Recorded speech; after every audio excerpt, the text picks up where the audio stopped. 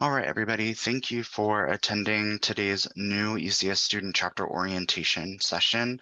I believe today we have on the call the University of Illinois at Urbana-Champaign, and then a member of the UT Austin Student Chapter.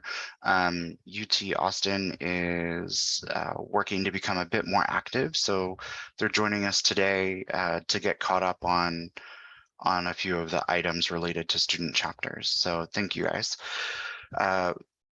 Just to orient you to how to participate today, this is being done as a webinar. So if you have a question, please use the question function on Zoom. You should also have the chat option as well. I'll keep an eye on both. Please feel free to submit those questions throughout the presentation, and I'll do my best to answer them during the presentation or during a question and answer session at the end. As far as an agenda, today we'll go over the new student chapters that were approved at the spring biannual meeting. I'll talk a little bit about ECS overall as an organization, and then I'll dive into more specifics about the student chapters, maintaining an active student chapter, the reimbursement process, and finally, I'll take you through where your resources are on the ECS website that are most important and valuable for student chapters. And with that, let's go ahead and get started. So as I mentioned, I want to welcome all of the new student chapters that were approved at the spring biannual meeting.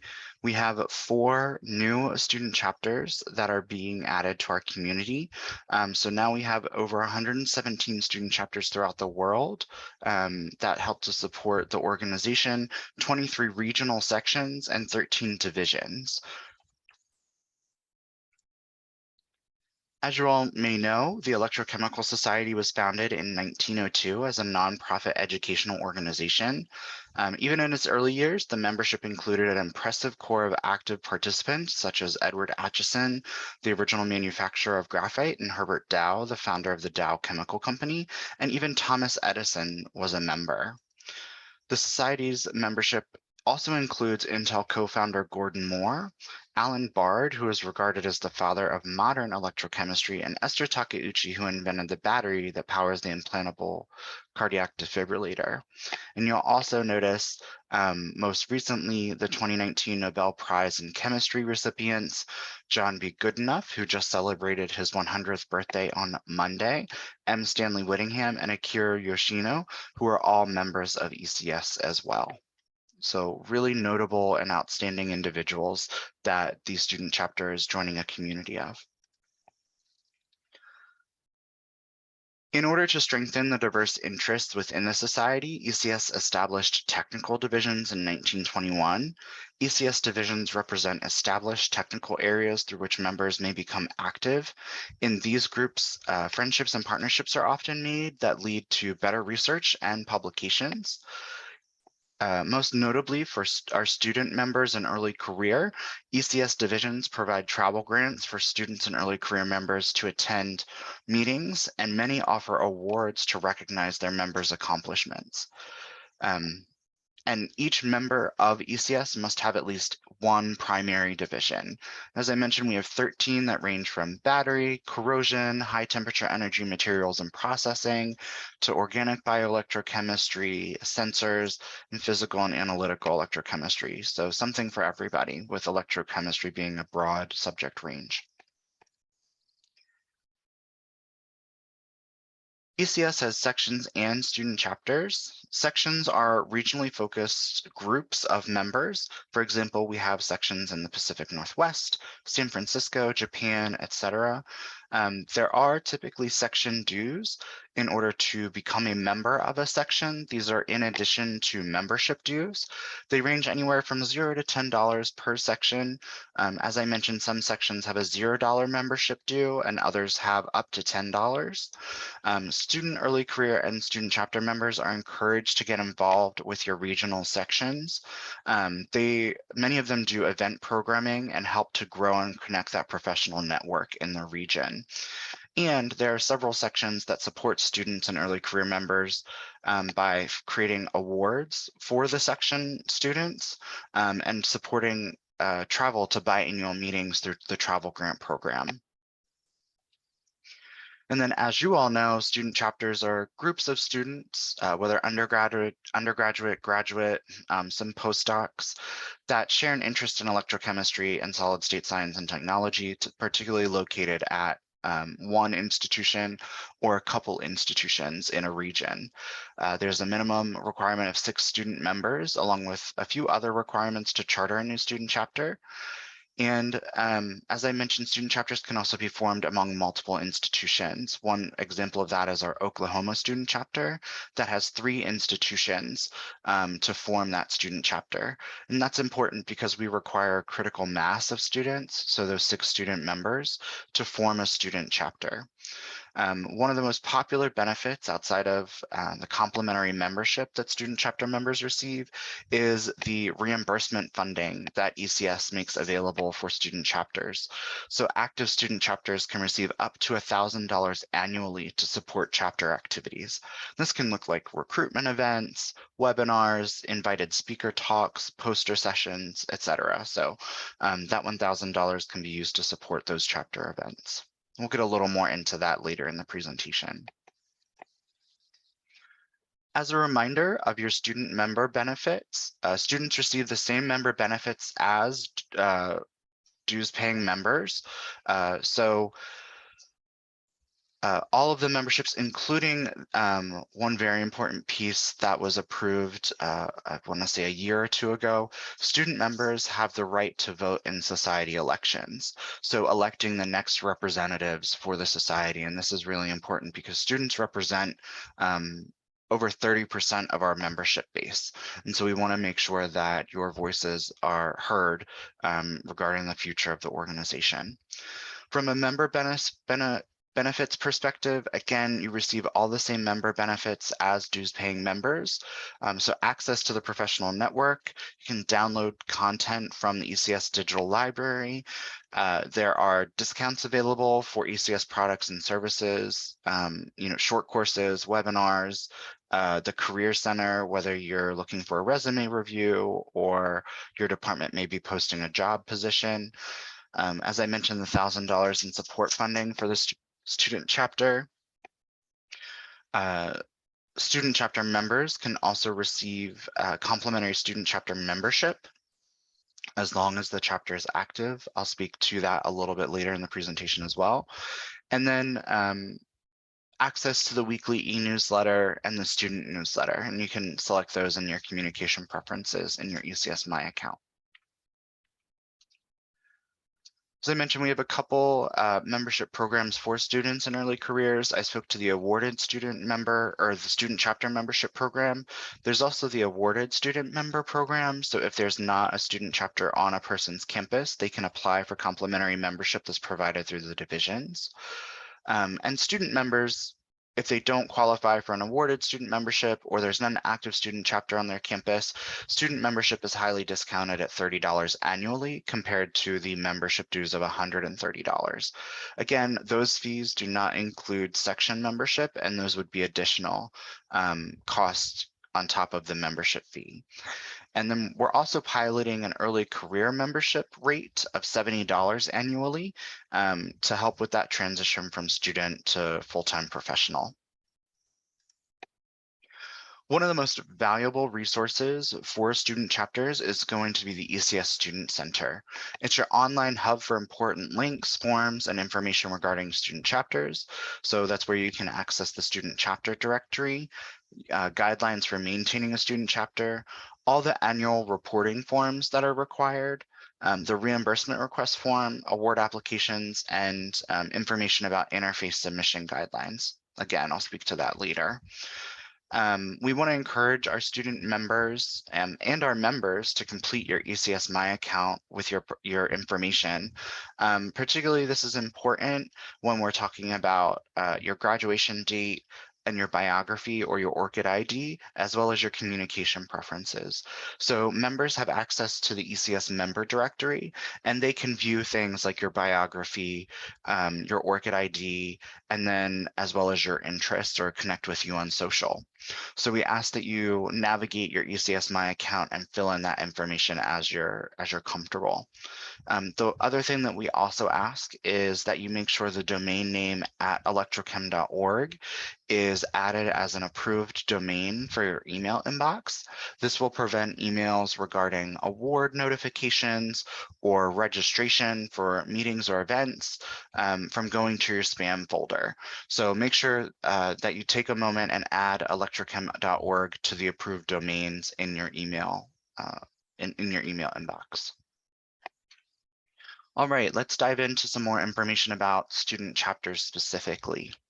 So in order to maintain an active status as a student chapter, you have to maintain contact with ECS staff. And that can look a couple different ways. And when I say that, we want to know what's going on with the student chapter, making sure that you're successful, you're having open dialogue with your faculty advisor, and you're submitting the appropriate forms and reimbursement forms. So that is, just maintaining that contact. You have to maintain a minimum of 6 members for the student chapter to be considered active and participate in ongoing activities to promote electrochemical and solid state science and technology, particularly hosting 2 events per year. So because you were chartered as a student chapter in the spring, we would still like you to host those 2 events before December 31st of this year. If not 2, then most definitely 1 student chapter event before the end of the year. And the way we maintain active status or monitor active status for our student chapters are through these 3 forms that are next. So each year, a student chapter must submit an annual report form, and that reflects the past year's calendar activities and chapters plans for the new calendar year, as well as if you need any additional support. Maybe you have questions about recruitment and retention of student members. How can you recruit new members? How do you get connected with a section? All of that information can go on your annual report. And then we have a member status update form. This also gets submitted with your annual report. And this allows us to update relationships in our database to make sure that those people requesting student chapter membership are actually members of your student chapter. And then we have the officer transition form that lists the outgoing and incoming chapter officers and the date of election. So some chapters have their elections in the spring, some in the fall, some over the summer, and this helps us keep the database updated. And then we also ask that student chapters submit activity information and photos for inclusion in Interface, which is ECS's quarterly member magazine. That's a great way to showcase the student chapter, as well as upcoming events that you're hosting. Student chapter membership also makes you eligible for ECS awards, fellowships, and travel grants.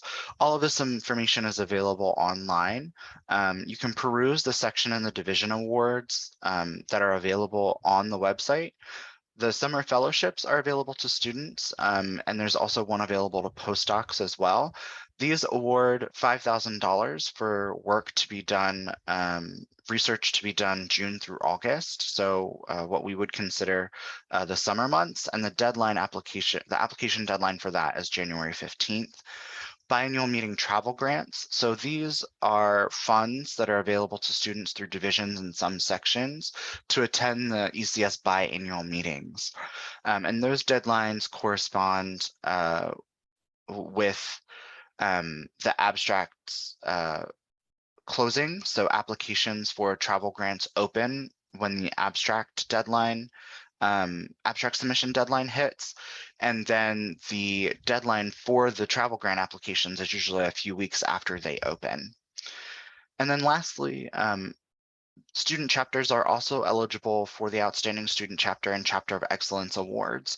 So this is an annual award and is based on what the student chapters are doing and what their members are doing. So what student chapter members may be doing as far as publications. Is the student chapter hosting regular events? Are you submitting content to Interface for publication? And the deadline for that each year is April 15th. Outstanding student chapters receive an additional $1,000 in chapter funding for a year. So really great opportunities there to support students and student chapters. I'd spoken about interface submissions. Again, this is a really great way to promote your student chapter and what you're doing on your campuses. We have submission deadlines for these are quarterly. So the summer issue, or I'm sorry, the fall issue submission deadline was in mid-July. That is published in at the end of September. So it's important to note those submission deadlines annually, and we update them in December of the year prior to the interface deadlines. So the 2023 deadlines will be published in December 2022. I believe the deadline for the winter issue content is going to be October 14th, and I'll show you where you can access that information. Again, there's a screenshot on this slide where the interface submission guidelines are housed on the Student Center webpage. All right, and most importantly, the student chapter reimbursement funding. So as I mentioned, student chapters are eligible up to $1,000 in reimbursements per calendar year. You must be an active student chapter. And the reason we say up to is because we budget a certain amount of money each year for student chapters to spend. So while we have 117 student chapters, that doesn't necessarily mean all of them are active. So we budget maybe $35,000 or $40,000 each year for student chapters to use, and we spend down that money throughout the year. And the reason that this is important is because we ask that student chapters submit their expense reimbursement report or request rather immediately following the event. So if you're having an event on July 29th, tomorrow, we would ask that we receive the student chapter reimbursement the following week. So that way we can get that processed and the funds to you in a timely manner, while also maintaining funds for the other student chapters who are active. And once we get down to the bottom of that spending money, then there's no additional funds left. So we ask for you to submit those reimbursement requests immediately after the event.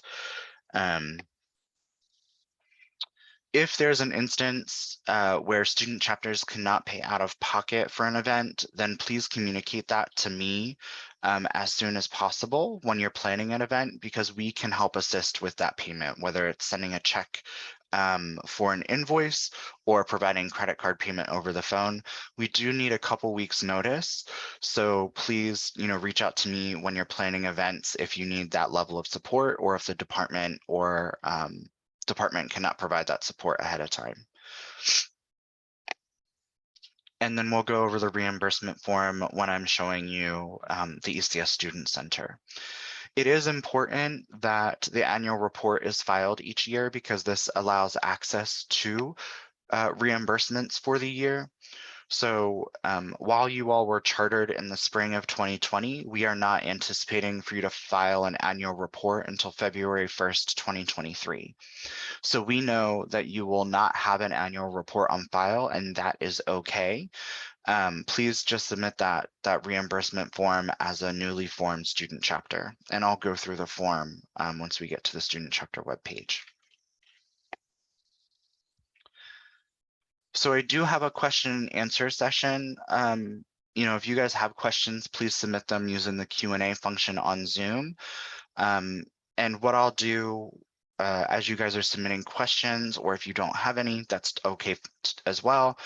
What I'll do is we'll go through the ECS Student Center, because that's usually where people will start generating some questions. The Student Center is accessible from the ECS homepage. So right now I'm on the Student Center, but if you go to electrochem.org, you can access the Student Center by going to the membership dropdown and selecting Student Center. This will take you to the Student Center webpage, just provides an overview of benefits, gives information about the awarded student membership program and the student chapter membership program. And then we'll go through some of these forms that are here available for you for like the reimbursement and the annual report. Before we do that, I do want to highlight the student chapter membership program. Again, in order for people to be eligible for student chapter membership, they have to have an active student chapter on their campus. And student chapter membership has to be applied to annually. So student chapter membership is annual for each individual. They have to submit an application before their membership expiration each year. So in order to do that, they would select this link here, and it takes them to the student chapter membership application. It does require that you provide your 6-digit ECS ID. That is also easy to get. You can pull that from your ECS My account. So let's go to the ECS My account so I can provide you that information. So what we're going to do is we're going to log in from the home page.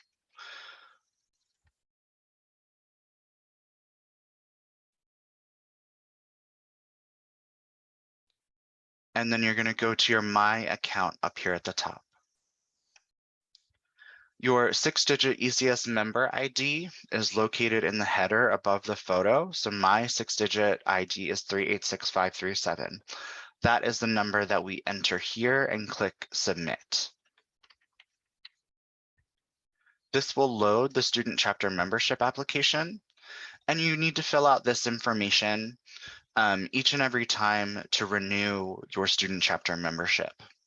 You'll want to select your primary voting division, any secondary divisions, your primary technical interest area, and any secondary technical interest area, as well as if you'd like to be affiliated with a section.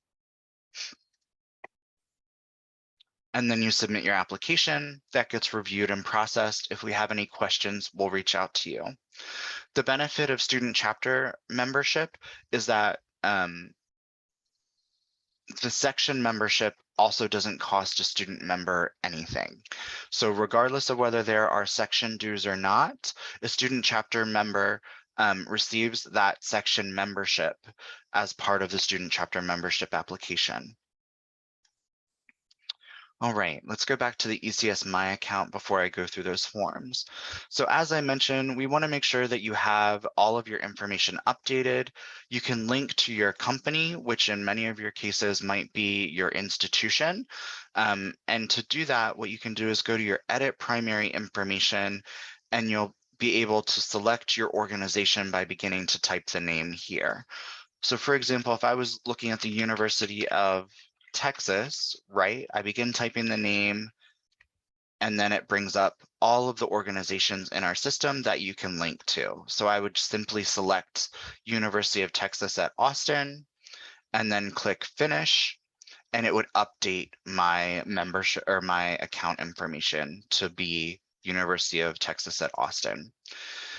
You can insert your bio. So if you have maybe some CV or resume information that you want to put here, you can put that in there as well, and link your ORCID ID. I don't publish research. I'm not a scientist, so I don't have an ORCID ID. And then the other piece of information is we want you to select your communication preferences. This is where you can select what emails you want to receive from ECS. So I know that we send out a lot of emails because I get to see all of those that go through our system. But we want to make sure we're not burdening you with emails that you don't want. So, if you're interested in subscribing to our weekly e-newsletter that's sent out on Tuesday, you'll want to make sure that this is selected. If you want to subscribe to the student e-news that's sent out on a monthly basis, you'll want to select this check mark here. If you're interested in publications or other membership programs or meetings, honors and awards, you'll want to select these, and you can even designate which email it's being sent to. And then you'll click Save, and that will update your My Communication preferences. It is important to make sure that your email is up to date here because that's how ECS will communicate with you. And you can also link your social information here as well. For example, my LinkedIn is linked here and can be accessed in the ECS member directory when people go and look for me. So that's a great way to stay connected. ECS member directory is accessible here and from the home page, but it does require a login. It's really easy to use. I can search by first name, I can search by organization and select my information here. It'll provide my company affiliation, room information about my bio, and can, like I said, even link to my LinkedIn. So when you have a few minutes, please take an opportunity to make sure your My account is updated. And then from your ECS My account, you can also access other member benefits. So we have an organization directory, discount for members on the Wiley book program. You can access interface, learn more about open access. This is where you register for events. So right now we have 3 events happening. The ECS Pacific Northwest section is hosting a webinar that does not cost anything to attend. We are also hosting a Publishing with ECS webinar on editorial tips for submitting your best work. This is also complimentary and free to attend. And then we have the 242nd ECS meeting registration in Atlanta. Really easy to register. I'm already registered for this, so it won't let me register again. But if you click on it, you can learn more about the event and then process your individual registration for it. As I mentioned, there's no fee for most of these. I'm already registered, so it's giving me a warning, but really easy to register. You just have to make sure you're selecting your registrant type, and then selecting your registration and going through the checkout process. So for this one, it's a webinar. And then you would select the event fee, which is 0 here, and then add to cart, and then go through the checkout process. We also have the ECS online store where you can purchase publications. We don't have any merchandise available, at least not yet, and you can also make donations. We also have resources, so links to the digital library, ECS archive, the division travel grant, symposia planning, information for students and postdocs, for the travel grants, etc. So really great resource in your ECS My account. Jason, thanks for the question. So regarding the annual report form, you do not need, if by chance you miss the February 1st deadline, let's say maybe you guys didn't do succession planning and all of your officers graduated, or the student chapter has been inactive for a couple of months or maybe a year, and you want to get started again. It is okay to reach out to us to submit those annual report forms for the prior year, as long as you have information to fill in. And then that would make the funding available to you. So if you want to fill out those annual report forms today and submit them, then that would allow you to have access to that reimbursement funding before the end of the year. It's just for new student chapters. We know that they wouldn't have a previous year annual report because they were not in existence the year before. So hope that answers your question. Let me know if you have any follow-up. All right. Let's get back to the Student Center now that I've taken you through your ECS My account. As I mentioned, the Student Center has access to all of your forms that you need. Maintaining active status, this is a PDF document accessible in a browser. Much of the stuff that we covered. So maintaining active status is down here. Again, having 6 student members continuing with ongoing activities. We want you to host at least 2 events per year. And that's up here. So coordinate minimum 2 activities annually that promote electrochemistry and solid state science and technology. And this form also gives you some restrictions in regards to student chapter funding. So student chapter reimbursement funding runs from January 1st to December 31st. And we know most academic years here in the US run from August or September to May or June.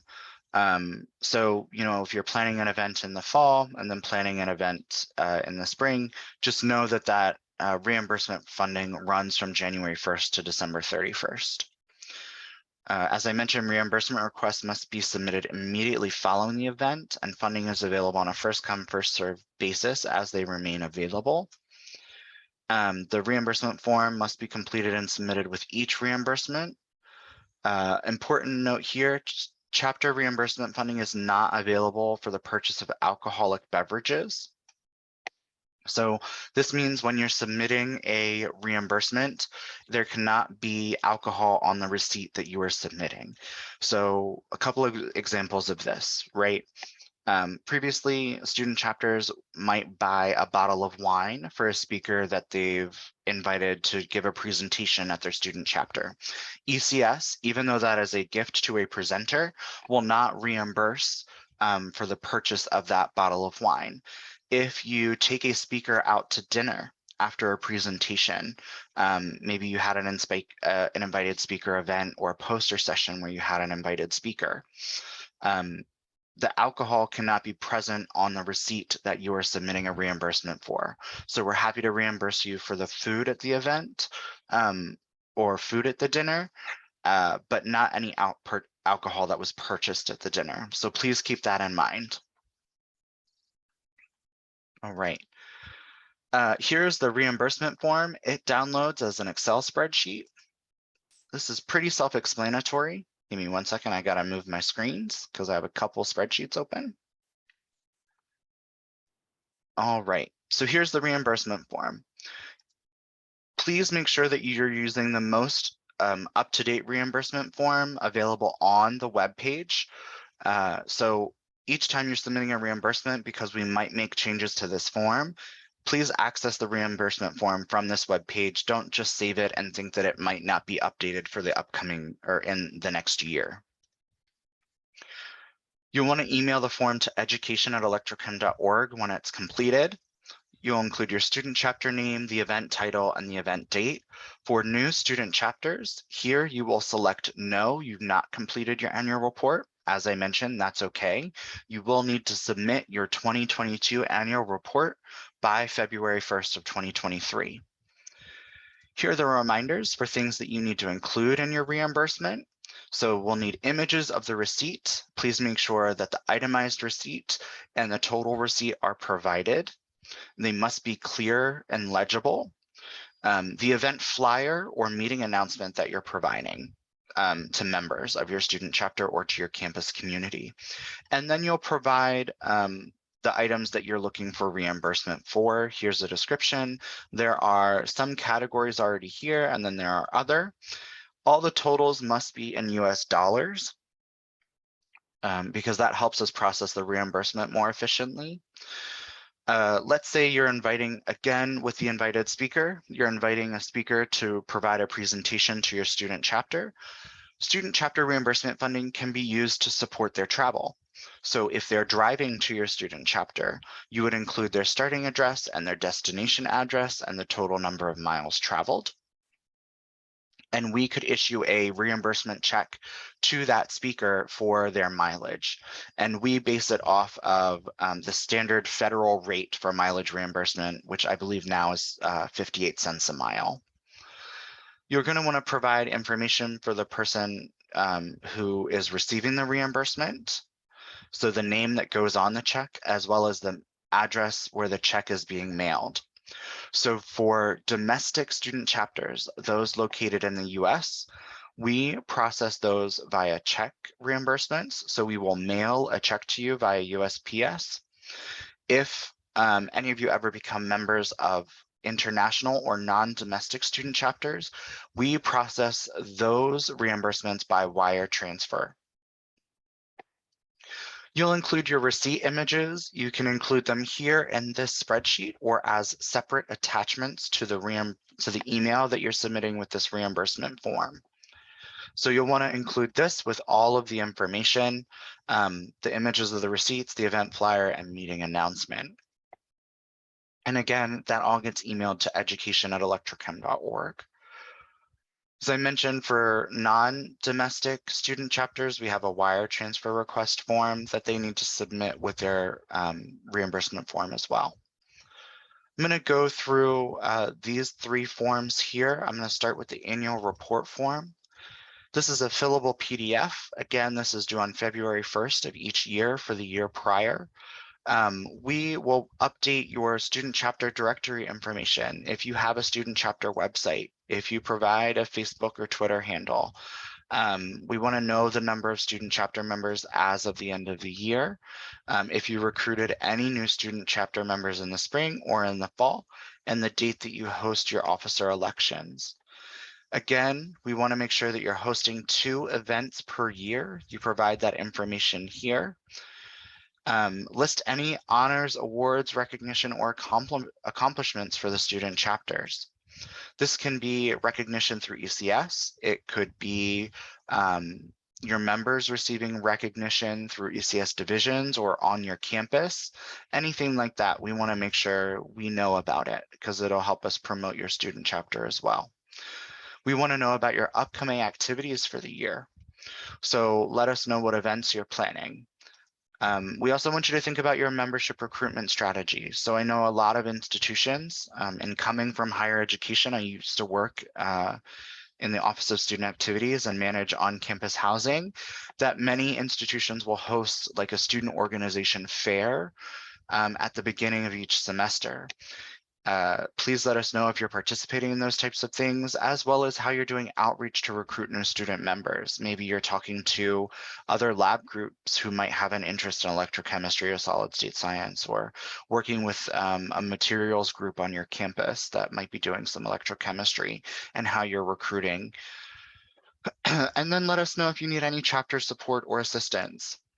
One thing I want to say here is you don't need to wait until you submit this form to ask for help or to ask questions. You can always email education@electrochem.org. That is a managed inbox, and either myself or another member of the team will get back to you. So please feel free to reach out if you ever have any questions. Maybe it's about planning a successful event. How are you recruiting new members? And how do you plan for officer elections, right? You know, people are going to be graduating when they finish their programs. So how do you do that succession planning? And then it'll have the subject line. So you'll want to use your current year when you're submitting this. So when you're submitting it next year, it'll say 2022. And that you're submitting it to the appropriate email address, which is education@electrochem.org. So along with this form, you're going to also submit the member status update form. So you'll provide your name and your student chapter, the officers, and any members of the student chapter. And then we want to know if any of the student chapter members graduated within the last semester, quarter, or term.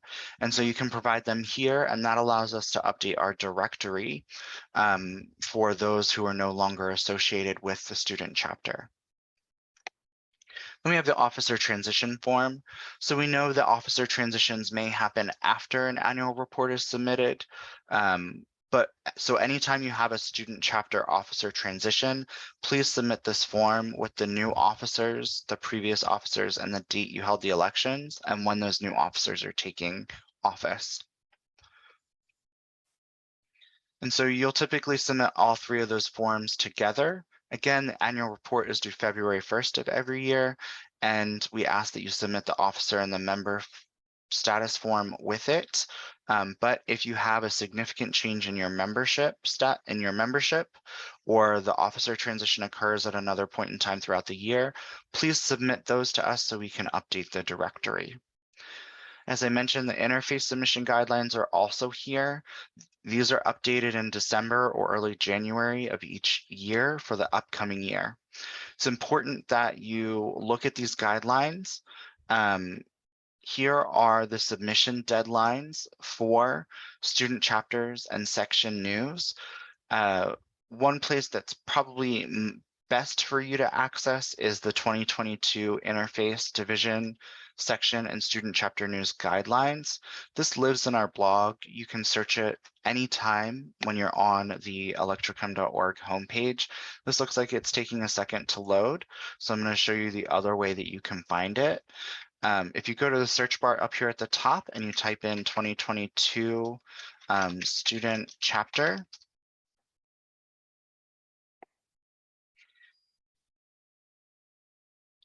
maybe not that, sorry, 1 second. We'll do interface submission instead.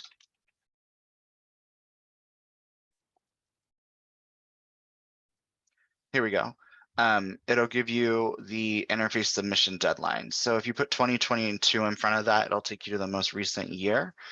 Again, here are the dates. The submission deadline for content is this middle column, and we provide the anticipated publication date. So that way you know what tense to write in for anticipated events around that publication date.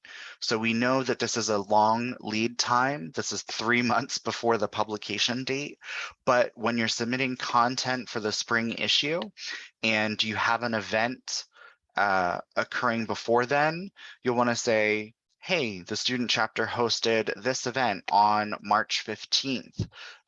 Look out for more information in the summer issue about how the event went and upcoming events. Or if you're submitting the content for the spring issue and you have an event after March 27th, hey, the student chapter is hosting this event on this date. If you're interested in getting involved or attending, please reach out to us, or just a simple promo for the event. The other pieces of this information are the submission guidelines. So you're going to want to write in a third person point of view, make sure the content is timely. We don't have a specific guideline on length, but make sure it's enough content to be concise and relevant. And then photographs, really important here. Each picture must be sent as a separate attachment to an email. When you submit photos with your interface submissions, please do not embed them in the Word document or in the body of the email. It degrades the quality of the picture, and we need photos that have a resolution of at least 300 dpi or higher. And this typically means that the picture file itself will be larger or close to 1 megabyte. You'll want to include captions about the picture, brief one-sentence description, and a list of names or individuals or the group's names or group names. And then please know any photos that have individuals under the age of 18 have to be accompanied by release forms signed by the legal guardian of that individual. This is important for student chapters, particularly because I know some student chapters may host events at local elementary, middle, or high schools. And so if you're taking photos with those groups, or if your campus is hosting an event where there are going to be minors and the chapter is participating, we need that release form for each of those individuals that are under the age of 18 in that photo. I will say, typically, if there's an event on campus that has minors, the group that is coordinating that event will have those release forms on file, and we would just need permissions from those release forms. If you have any questions about interface submissions, you can always reach out to education@electrochem.org, and we'll help you with any of the questions that you've got. Couple last things on the Student Center page, information about the Outstanding Student Chapter Award, so you can learn more about the award and then the application. You can also see the previous recipients of the Student Chapter Award. Again, student chapter members must renew their student chapter membership annually by completing this form. If a student chapter member uses the renew link at the top of the homepage and signs in and pays the $30 membership dues, we cannot refund those $30. So please make sure your student chapter members are completing the student chapter membership application form. Again, that's available on the Student Center page at this link at Apply or Renew Today, or this Renew Your ECS membership link here. There's also student chapters may want to use our logos. So we have this form available here that provides some guidance on using the ECS logo, but we also have brand assets available on the web page for student chapters. And those are accessible under About ECS, Organization, and clicking ECS Brand. So it'll have the logos that you can download, so brand assets for non-staff, as well as the brand guide. And here we've got some guidelines. So the ECS logo, which is the mark only, which is the rounded part of the logo. If you use this, we have it in both black and white and color. We ask that you use this for groups that are already familiar with ECS, so they know they're familiar with the Electrochemical Society. If you're working with a group who may not be familiar with ECS, you'll want to use the ECS logo with the tagline, so they know what the ECS abbreviation stands for. This is great for campus events where people might ask, what does ECS stand for? So those are brand assets that student chapters can use according to those guidelines that are outlined in the ECS brand guide. So again, lots of resources for you all. I was trying to get back to the student center. We'll go to it from here. Are there any other questions? I don't see any submitted. Again, if you have questions after this presentation, you can email education@electrochem.org. I'll be happy to reply to those. Again, I do want to highlight, mark your calendars for the upcoming meeting. If you're interested in attending, registration is open. Unfortunately, the travel grant deadline was in June, so those decisions will be coming out at the end of August. The early registration deadline is September 12th, so if you are looking for early registration discounted pricing, make sure to register before the 12th. If you're interested in presenting a poster, we have a late abstract submission deadline, and you can submit those by visiting the meeting page. And the deadline for that is September 23. To learn more about those ECS meetings, you can visit electrochem.org/meetings. It doesn't look like there are any other questions. So I want to thank you guys for attending today. Again, any questions, you can email education@electrochem.org, or we're always available at customer service@electrochem.org. And thank you guys.